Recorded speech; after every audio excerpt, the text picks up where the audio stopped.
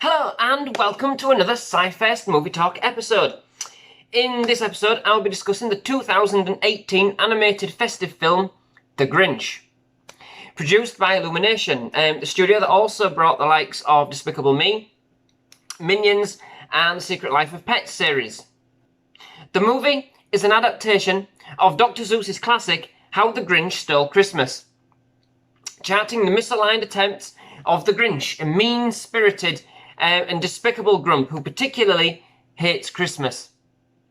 Taking place in the land of the Who's in Whoville, the Grinch takes to plot how to basically the ultimate Christmas crime, to steal Christmas from the Who's. Starring the voice talents of Benedict Cumberbatch, Rashida Jones, Kieran Thompson, and Cameron Seeley and Angela Lansbury, the movie pretty much follows the classic story of the Grinch as written by Dr. Seuss, but adds a few modern elements to give it the more contemporary feel.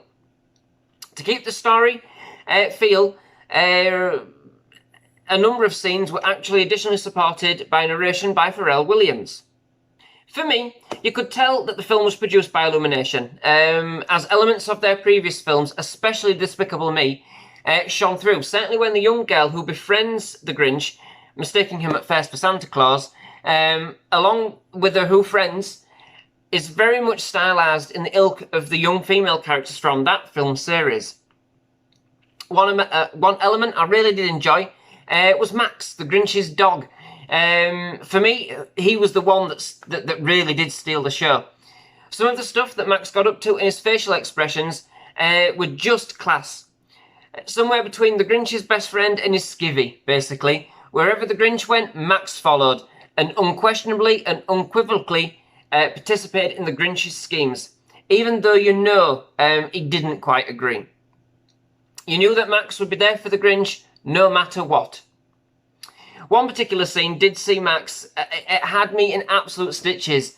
The Grinch asks about what they should do with their day, and Max drifts off into a dream sequence, depicting him spinning along in a racing car. Now, the way it's done is just fantastic. I don't want to give too much away for those of you that haven't seen the film, and I don't think I could probably do it justice anyway. So, one to certainly watch out for though. There have been a number of adaptations of The Grinch over the years, but the one that springs to mind for me, from a motion picture perspective, is the one starring Jim Carrey, released in 2000.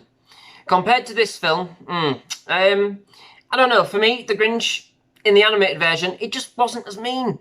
He wasn't nasty enough. I know it's a kid's film, okay?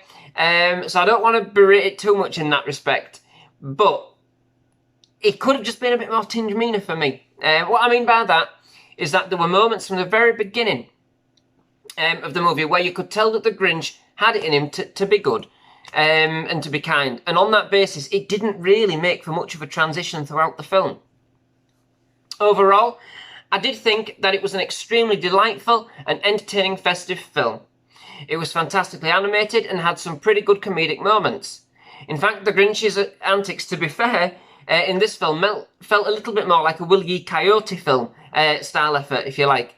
He wasn't always successful in creating misery. In fact, his efforts often had the opposite effect altogether. And hence, there was quite a bit of slapstick in the film that was quite funny. But again, I think from a kids' film perspective and from a family film perspective, it worked. There are a number of jokes and visual gags that both kids and adults alike could appreciate on their different levels. It was just an absolutely fun movie to see, warming the heart and setting you right up for Christmas. So, that brings me to the end of this episode. Many thanks for watching. If you like my reviews and just general movie discussions in general, of course, and please do hit that subscribe button, leave a like, or please leave a comment. Especially if you have any ideas for any upcoming movie talk episodes that you'd like me to do, or any films that you'd like me to watch and review. So thank you very much for watching. Goodbye.